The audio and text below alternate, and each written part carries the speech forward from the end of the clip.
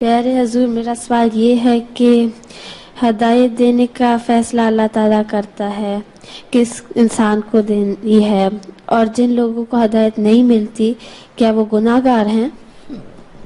سوال یہ ہے کہ اللہ تعالیٰ یہ فرماتا ہے کہ مجھے پتہ ہے کس نے ہدایت لینی ہے. ٹھیک، اللہ تعالیٰ کو انسان کے انجام کا پتہ ہے. ٹھیک، اور اللہ تعالیٰ یہ فرماتا ہے کہ تمہارا کام پیغام پہنچانا ہے تو اپنا فرض ادا کرو.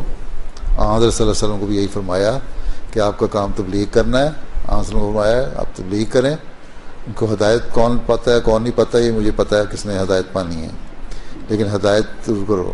اس لیے حضرت صلی اللہ علیہ وسلم نے اپنے زمانے میں مکہ کے لوگوں کو تبلیغ کی نا، ساروں کو، سب کی ہدایت کے لیے دعا بھی کی ہوگی. ٹھیک، بلکہ آپ نے دعا کی دو آدمیوں کے لیے کہ اگر یہ دو مجھے مل جائیں تو میرے پاس ایک طاقت آ جائے گی. ان میں سے ایک ابو الحکم جس کو بعد میں ہم ابو جہل کہتے ہیں وہ تھا، اور ایک حضرت عمر تھے. اللہ تعالیٰ کو یہ پتہ تھا کہ حضرت عمر نے ہدایت پانی ہے، اس لیے ان کو ایک واقعہ ہو گیا اور قرآن شریف کی ایک آیت نے ان کی ہدایت کا سامان کر دیا. ٹھیک، اور ابو الحکم جو تھا وہ ابو جہل ہو کے مر گیا، اس کو ہدایت نہیں ملی.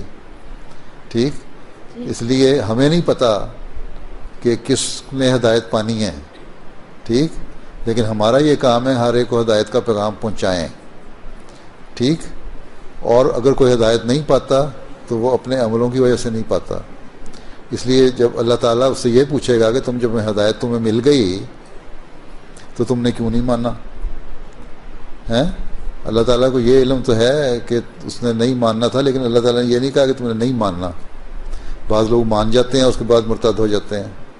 ٹھیک، اس لیے جو جرم کرتے ہیں اس کی سزا تو اس کو دے گا اللہ تعالیٰ. کیا دیتا ہے کس طرح دیتا ہے یہ اللہ تعالیٰ بہتر جانتا ہے. ٹھیک.